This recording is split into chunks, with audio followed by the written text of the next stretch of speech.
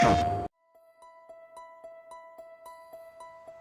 body of Jeremy Bowles was found this morning on a patch of wasteland in the East End at about 6:30 a.m., 5 days after he was reported missing.